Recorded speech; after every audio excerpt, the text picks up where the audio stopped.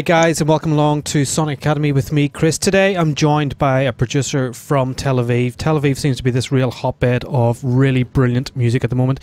He has just released his debut album on Guy J's Lost and Found label. Would you please welcome to Sonic Academy the one, the only, Khen. How you doing, Khen? Are you there? Hey, how are you doing? I'm good. Good. Thank you very much for joining us on Sonic Academy.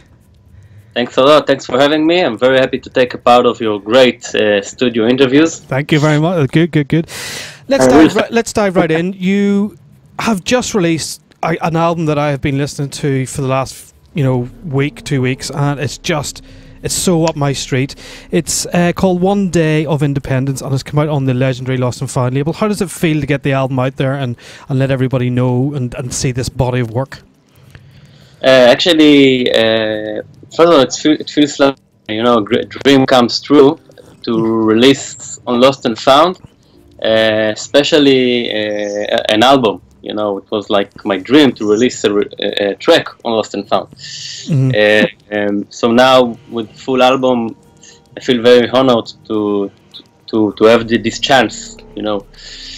And how's the reaction been to the album? Has it been a bit of a tsunami and things suddenly got busier, or what? How's the album went? Yeah, actually, when it was released on Beatpost, mm-hmm. Until now, it's around a week or two since it's been released. So I'm getting a lot of comments, messages, reactions from people. So I'm very happy and very excited about it. Can you talk to me about the title of the album, One Day of Independence? What's behind the title? Because I found it kind of curious and was like, I wonder what that's about. Mm-hmm. Actually, the title it's this sentence actually that express a period in my life during making the album, especially this track, One Day of Independence. Mm-hmm. It's about things happened to me that time, so it express the best. Sorry. It's kind of a personal title to you. It means a lot to you. It's about a personal time. Yeah, it's very personal time period in my life. So everything on that sentence. The lead single off the album is done with a guy that we know well here at Sonic Academy, Guy Manzur. We've had him on doing an interview. It's called Children with No Name. Can you tell me a bit about how that track came about? It's a brilliant single, and a brilliant, interesting vocal. Oh, thank you. Actually, when I started to work on the album, I knew that Guy Manzur will be one of the guys I want to collaborate. And we thought together, me and the guy, about making a vocal track. Yeah. So we just started to work in the studio together to write some melodies and jam with some analog synthesizers, and then we wrote together the song actually. And after that we thought about making it with a male singer, but finally we just called Camila and asked her, maybe you want to try. And how did you come across Camila? Because she's quite a jazzy sort of soulful voice. It really suits the track, but when you go and listen to your other stuff, she hasn't done much electronica stuff. So how did that tie up? It's not something that you plan to do. Mm-hmm. As I said, like we thought about a male vocal. Mm-hmm. We called Camila because me and Guy released a track called Moments Becoming Endless Time on Guy album. Uh-huh. Not Time, Moments, on his first album on Sudbit, and that went really, really good. So once we finished with writing this song, we talked about maybe we'll try something with Camila, just to sing over it, and let's see what happens. That was magic, like you can never plan stuff like that. And who wrote the vocal? Is it a case of you or Guy or the singer, or is it a collaboration of all three? Who writes vocals? It was like when I'm working with Guy Manso, we are working always together in the studio. So we started together and we wrote the things together. But on the side of writing the song, it's more Guy. As Guy has a lot of experience as a songwriter. So Guy wrote it and we sat together. I've added some sentences. He was, added some. It was like I'm on the piano and Guy write a sentence and sing it, and it was like that. Well, let's explore that relationship with Guy a little bit more.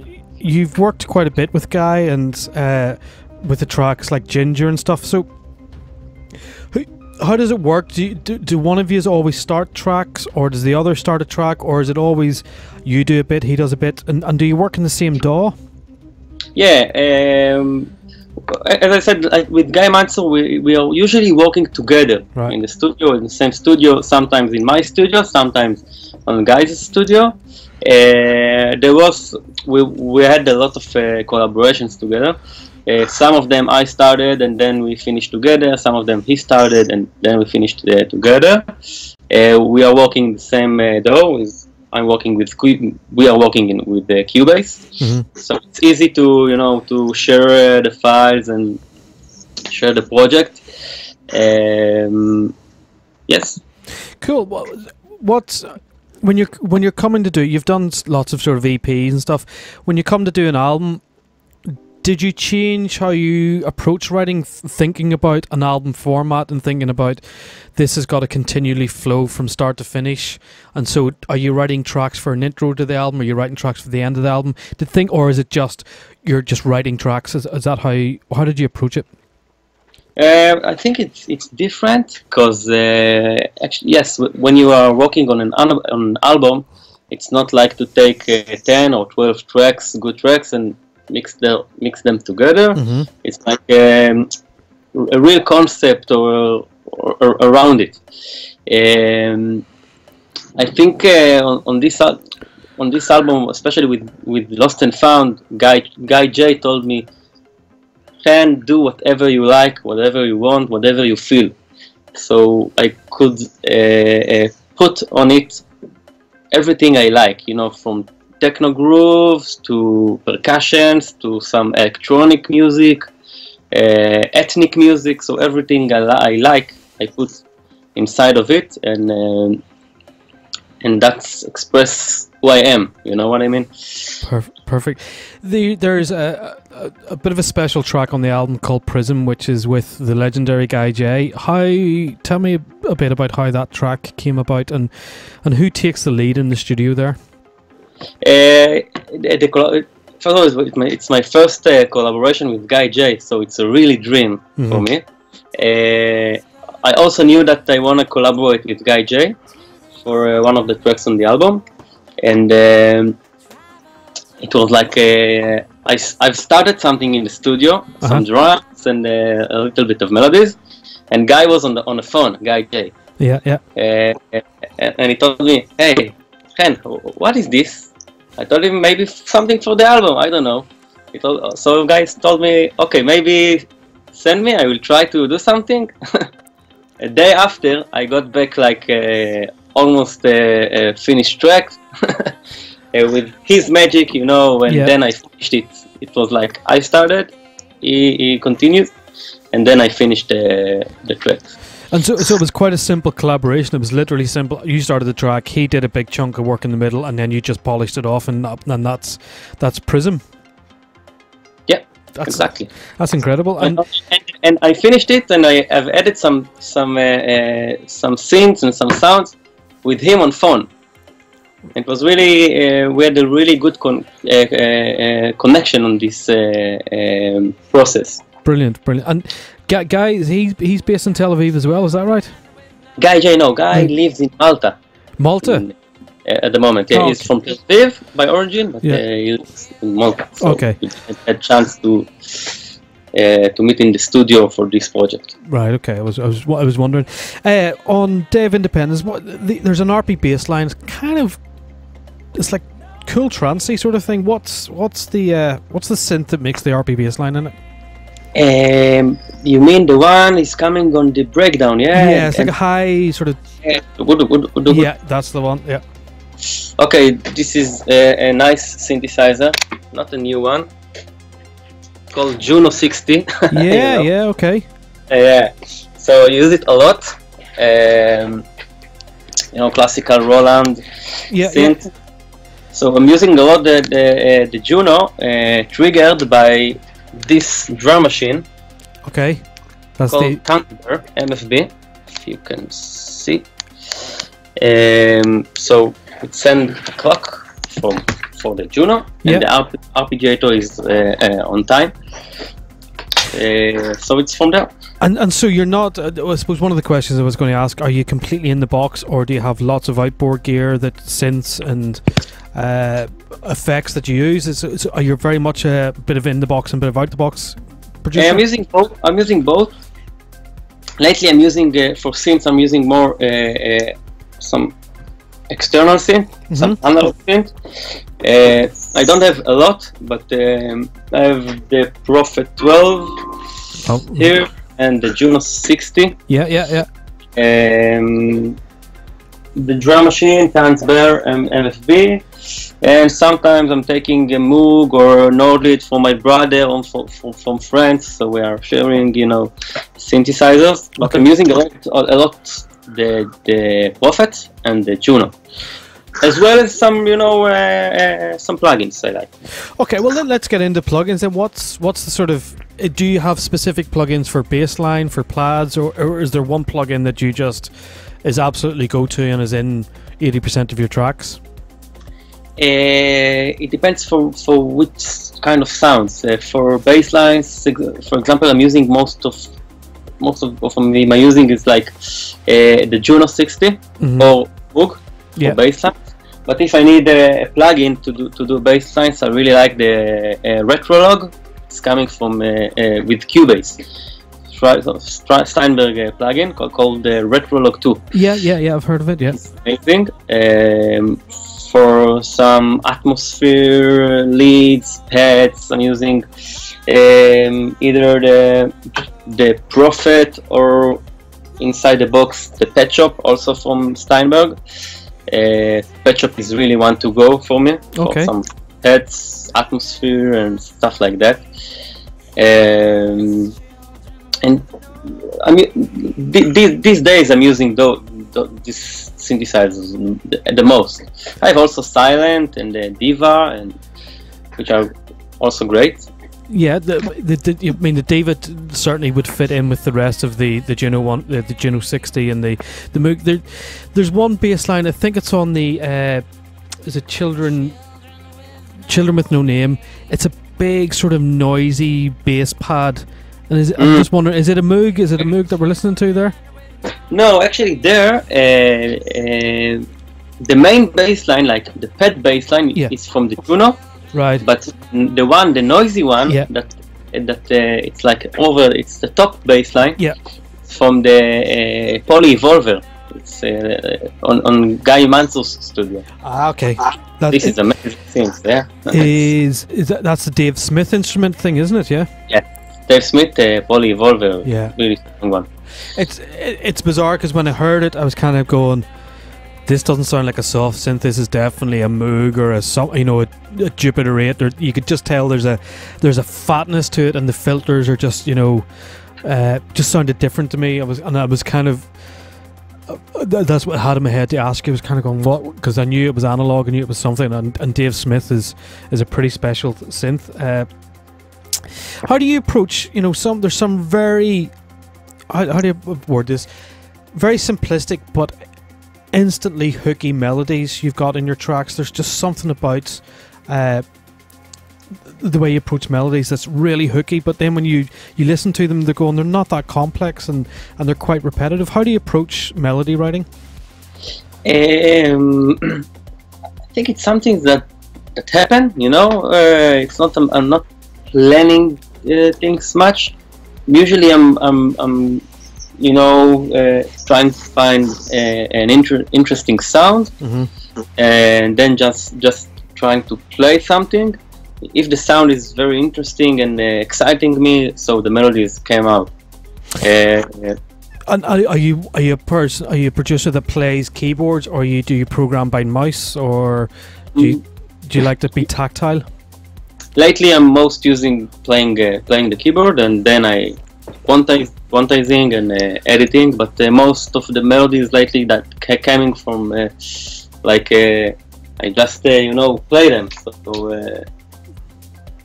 it feels like more lively thing.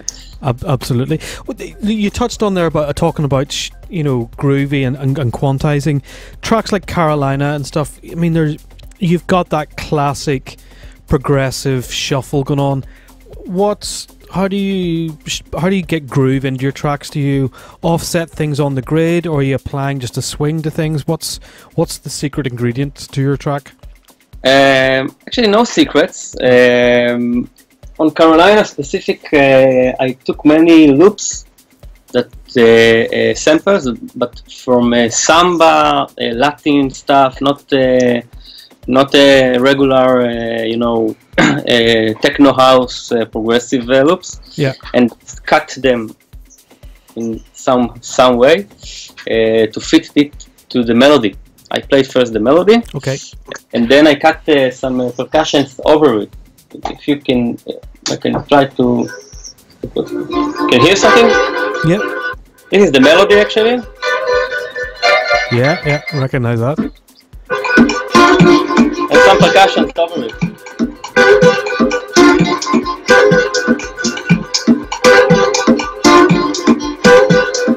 I'm always looking for percussions that answer the melody. That, and you can hear here. It's like.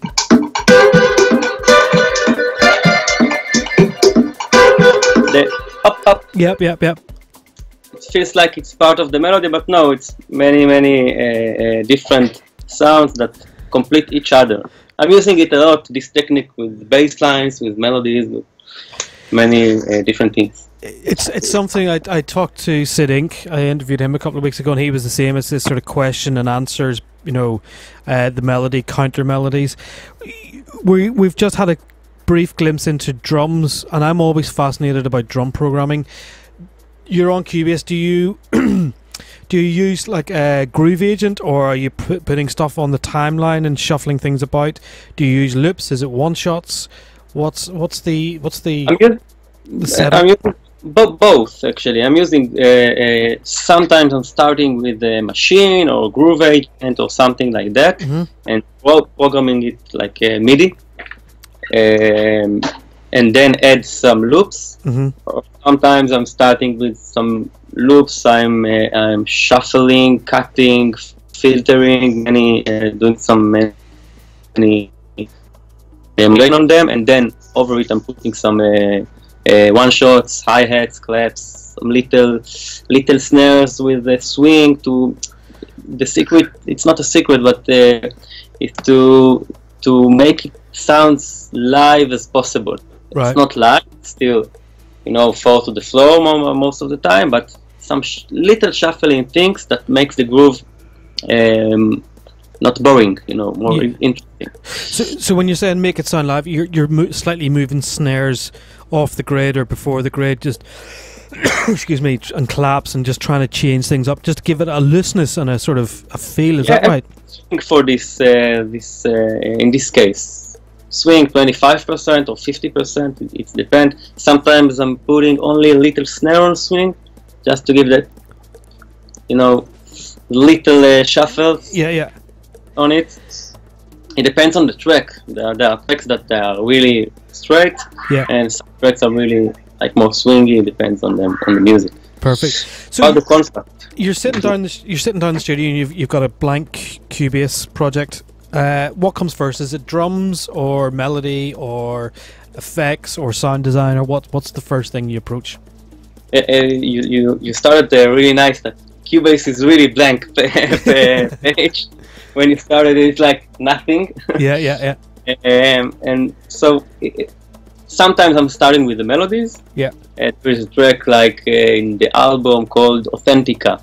This track I started to play the melody, and then recorded the MIDI, and then over it I put a bass line and drums, and it depends. Sometimes I'm starting only from with the drums editing, drum sting, some loops, machine. It really depends on the tracks. So, what area of production do you struggle with or dislike the most? What's the one bit that you, when it comes to it, is it arranging? What? On the album? Just generally, when you're sitting down to a track, is there a point? I used to hate arranging. Once I got the thing arranged, I loved going in and getting really intricate with tracks. I hated probably starting tracks and arranging. Is there one production area that you kind of go, oh, I hate arranging, or I hate programming drums, or I hate the mixing bits? What do I like the most? Wow. I like the moment that something's, from the heart coming out on the keyboard. Sometimes it could be a melody, sometimes it could be a pad, or a drum editing I did. It's different from one to the other. Is it you're just looking for those kind of special moments within a track where you're sort of messing about studio-wise, just trying to find that little mistake or little something that just gives it complete interest? Are you always searching for that? Yes. For me, there in each track there is a little thing that makes the change. Yeah. I have a lot of tracks. I know that people knows the melodies and remember the hook of the track, but there is a percussion that makes the difference. Makes the groove like more shuffly, more danceable. I have a lot of tracks that there is a percussion who makes everything. Yeah, a strong one, like a more percussive sound. So also from the Prophet 12 a lot. The percussion sounds are coming from the Prophet 12 a lot, is that, or melodies? Sometimes I'm also taking like a percussions from the more the digital, percussions, more electronic percussions. But I have some tracks that the percussions from the Prophet that leading all the groove. So are you somebody then that has a big, huge sample library, or have you just got a few select things that you really know inside out and know where to grab a cool shaker, where to grab a really cool clap and stuff, or do you have masses and masses of samples? Masses and masses of samples. That's what I like to hear. Yeah, every track I'm trying to discover a new one and find the new sounds. Every new track I'm starting from nothing. Yeah. And always trying to find things that I've never used before. Sometimes I'm taking something that I used before, but sometimes I'm discover new sounds. But lately I'm also using the drum machine a lot for drums. Right. Sometimes I'm taking kick, hi-hat, snare, claps, percussion. Sometimes only a little things. It depends on the tracks. But I use it a lot lately. Perfect.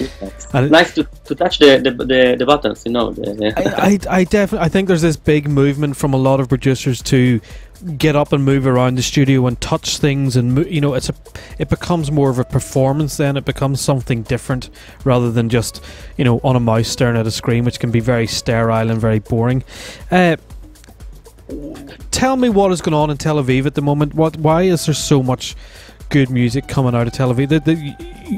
You've really taken this progressive sound to heart with Guy Mansour, yourself, the Timeless album, which was brilliant, the Lost and Found label, Guy J.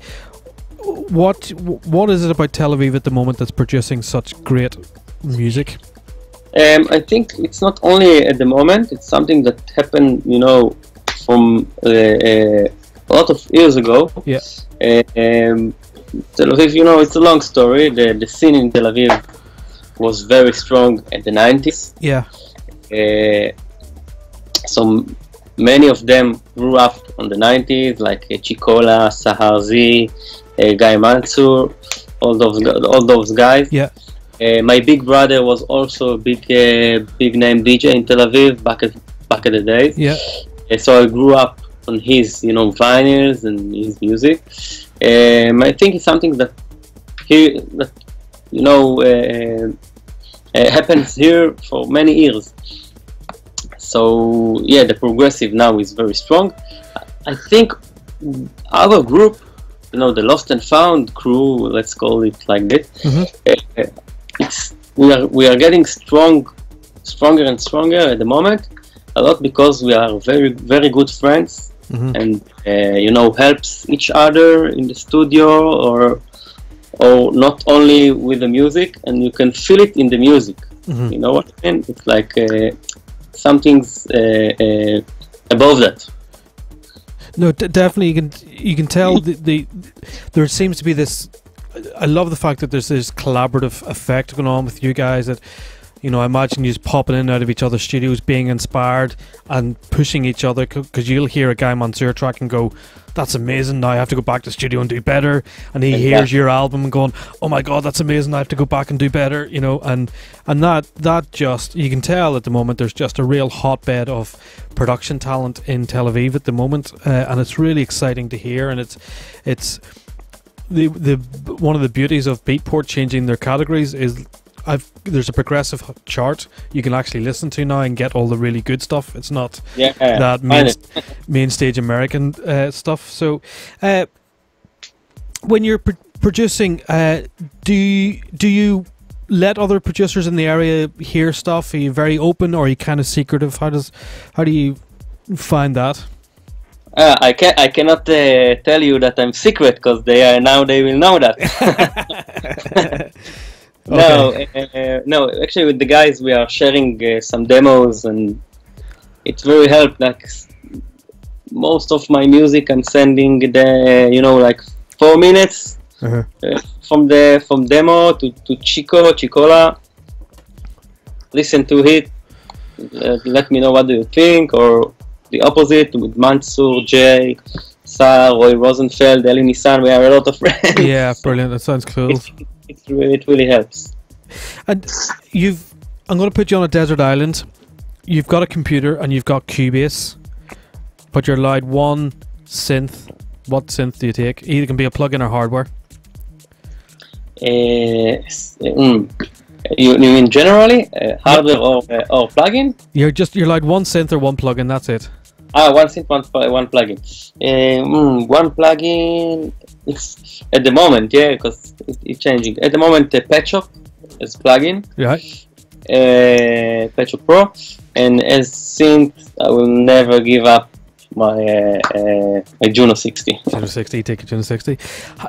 Is there a secret weapon? I'm always curious, because there's a lot of producers have these little tiny plugins that really adds to their sound. Have you got a secret sort of studio cool little plugin that really adds to the Khen sound? You mean not synthesizer, like more like effect plugin. Effect plugin. Sometimes I'm using Shimmer to take like a melody into a pad, right? Which is nice. I'm using, it's not specific plugin, but how I'm using it. And sometimes I like to to use a reverb on an FX channel, on a send return. Yeah. Put on the reverb, put a sidechain from the kick. Yeah. So the triggering the reverb, which is making the flow. Yeah. And pump. I'm using those techniques to make a atmosphere without a new sound. Okay. I'm making the atmosphere from sounds that already exist on the track. Okay. It's also nice technique when I'm remixing something. I'm using the original sounds in different way. So I can take a chord and make it a pad, or or making a reverb from the vocal. So using stuff like that to trigger things. Perfect. We haven't really touched much on effects. Quickly, what's your go-to reverb and what's the go-to compressor? Do you use UAD? Do you use Waves, or just do you use like even stock Cubase plugins? Yeah, I have UAD. Yeah. So I'm using a lot of UAD. Cambridge EQ is nice. LA2A is a really cool one. Cubase also has some really nice stuff lately. The Quadrafuzz 2, if you know, it's like a multi-band distortion, which is very, very nice. It's not only a regular distortion. You can choose between a tape emulation or a digital distortion or a tube, something like that. But it's multi-band, 4 bands, so we can put a nice distortion only for the low mid or only for the high mid. Yeah. It's nice for melodies. Reverb, I'm using Art Acoustics or Reverb, UAD. Delay, it's delay. You know, sometimes I'm using the dub station. It's like it looks like a pedal. Right. Okay. Yes. I think I know. Is it Tal mixed dub station? Very, very dirty one. Right. The feedback is crazy, and now I bought this one. If you can see, it's a pedal. It's a Strymon El Capistan. It's like a tape delay, which is external, but it's really nice. Very, very cool. So, what has been what's your favorite production on the album? What's the one production you look and you think, that encompasses everything on the album? It's hard to choose because each track is like very special for me. I really Authentica. It's one that because this track that when I finished this track, I knew that I wanna do a full album. Because before that, we were talking about making a mini album. There is an edition that in Lost and Found called Found Edition. Which is a LP, not LP. It's a mini LP, 5 tracks. But when I finished Authentica, I asked the guy, maybe we'll do a full album. I feel it. Yeah, you just got the vision for the album. Authentica was the one the one who triggered me to make a full album. I'm going to go back and pay that one a particular close attention. So now the album's out, is it a bit of a, oh God, what do you do now? Where everything's got, is it kind of probably been a mad rush to get it done and finished and been a lot of pressure? Now it's finally out. Are you kind of a bit of a loss as to what to do, or are you moving on to the next project and you're focused on the next thing?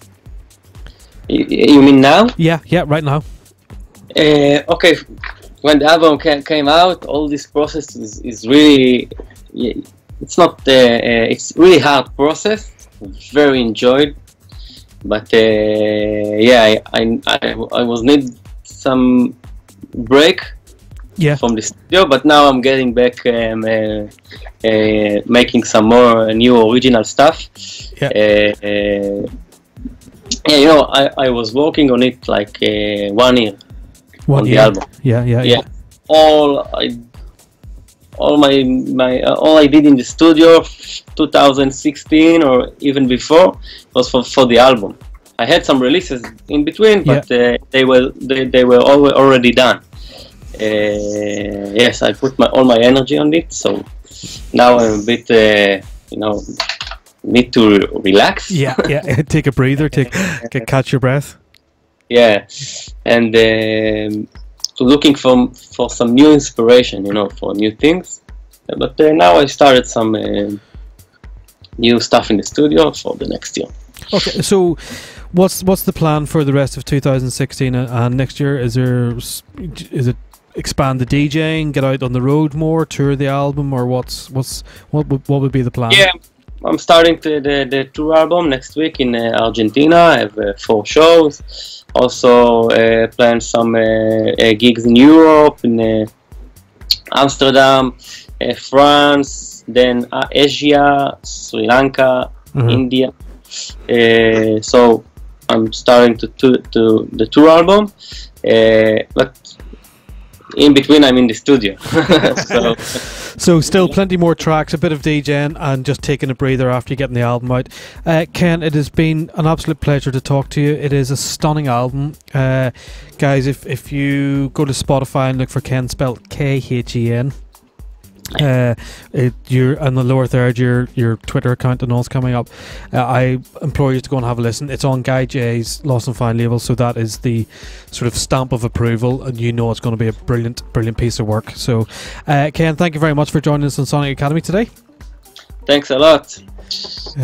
Guys, it has been a pleasure talking to Ken. I hope you all got something from it, and I'll speak to you all very, very soon. Cheers. Bye. Thanks everybody for watching, commenting, and indeed liking. We really do appreciate all the support we get here on our Sonic Academy YouTube channel. So if you found this video super useful, please, we'd love you to hit the subscribe button. We update the YouTube channel every week with new content. And if you want to watch some more relevant content, just click on the videos beside me.